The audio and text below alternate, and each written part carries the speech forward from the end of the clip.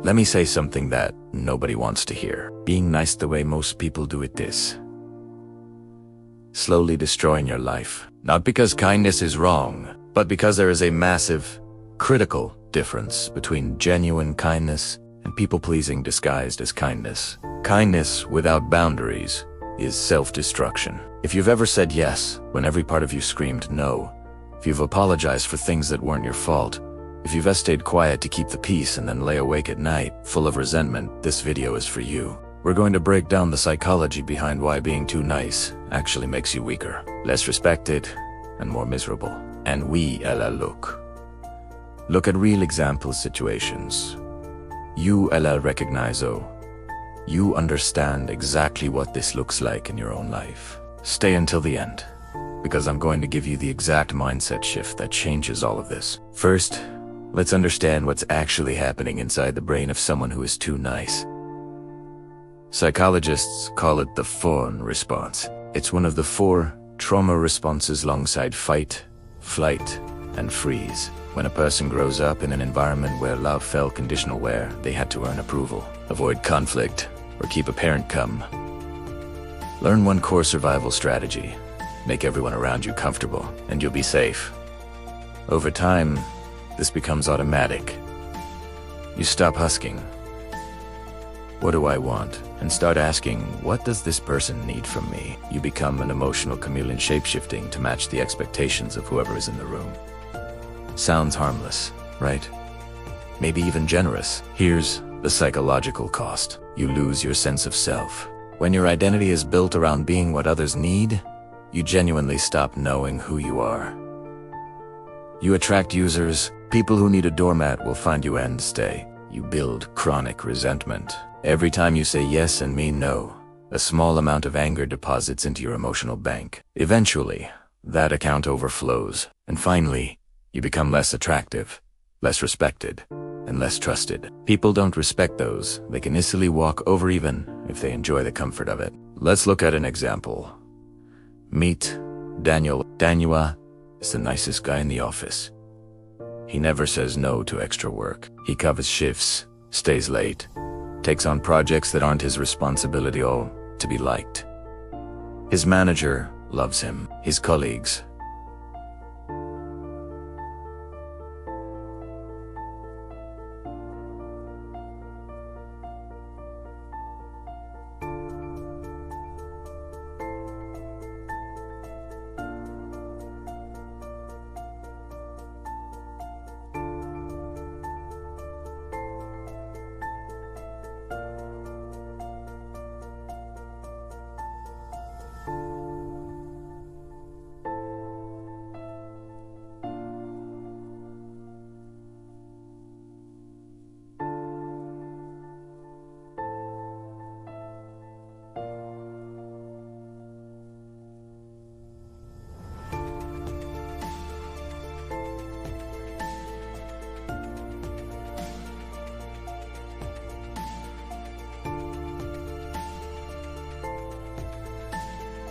But here's what happens.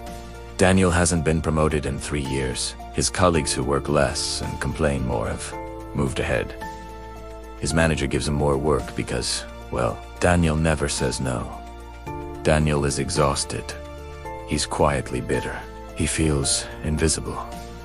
This is what happens when niceness becomes a strategy for avoiding rejection instead of a genuine expression of care. Daniel isn't kind, he's afraid.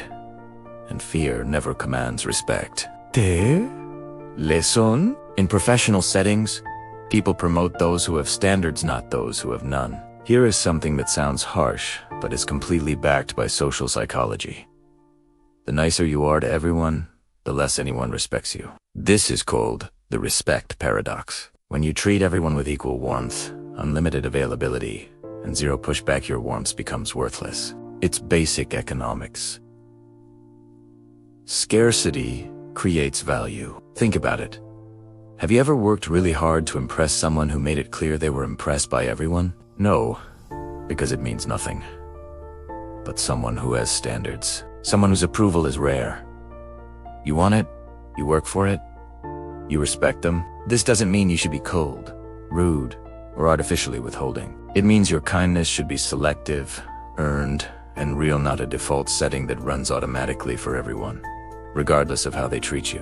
Research in social psychology, particularly Robert Cialdini's work on influence, shows that people who can say no are perceived as higher status, more competent, and more trustworthy.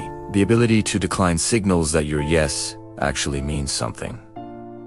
Let's take another example. Sarah has a group of friends. Whenever anyone needs something, a favor, a ride, emotional support at 2 a.m., Helmuvinapatan Sarah is there. Always. But when Sarah went through a breakup, she called her friends. 2 didn't answer. 1 replied the next day with a brief, "You'll be okay." Sarah was devastated. She'd given everything. She got almost nothing back. Here's the psychology. Sarah trained her friends, unconsciously, to see her as a resource, not a person. Her unconditional availability communicated that she had no needs of her own. So they stopped considering her needs. This isn't cruelty from her friends. It's a natural psychological response to the dynamic Sarah created. When you have no limits, people stop thinking you have feelings. The solution isn't to stop being caring. It's to be caring and bound to show up for others and require that they show up for you. Quick pause. If what you're hearing is resonating with you, hit that like button right now. It genuinely helps this content reach people who need it. And if you're not subscribed, yet subscribed. I drop videos like this every week on psychology, mindset, and self-mastery. Okay, let's keep going because this next section is where it gets really practical. This is the most important distinction in this entire video. Write it down if you need to. There is a difference between being nice and being kind. Being nice is performative.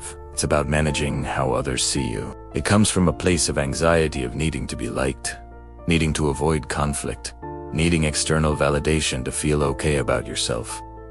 Being kind is principled. It comes from genuine care, strength, and a secure sense of who you are. A kind person can say no. A kind person can have an uncomfortable conversation. A kind person can tell you the truth, even when it is hard to hear, because they care more about your growth than your immediate comfort.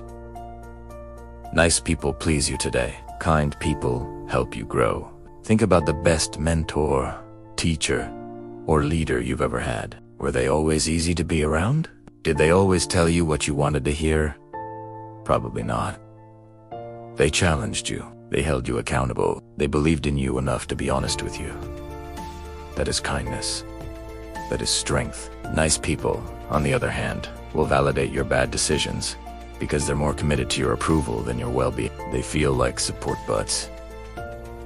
They're actually holding you back. Consider 2 parents. Both love their children deeply. Parent Athanais. Parent never sets firm rules. Every no eventually becomes a yes if the child pushes hard enough. They want their child to be happy in this moment. Conflict makes them deeply uncomfortable, so they avoid it. Parent be their kind. Parent sets clear expectations. They say no and mean it. They allow their child to feel disappointment and sit with it. They have hard conversations about responsibility, consequences, and effort.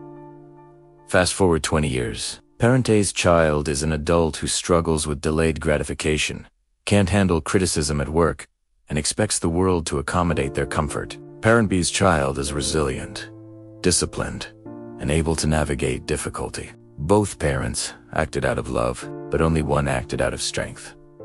Boundaries are not cruelty. They are the most loving thing you can offer because they come from a place of genuine care for what is actually good, not just what feels comfortable right now. So how do you actually change this? Here are the psychological tools that work. 1. Recognize the anxiety underneath the niceness. The next time you're about to automatically say yes, pause. Ask yourself, am I doing this because I want to, or because I'm afraid of what happens if I don't? Awareness is the first break in the pattern. 2. Practice the pause.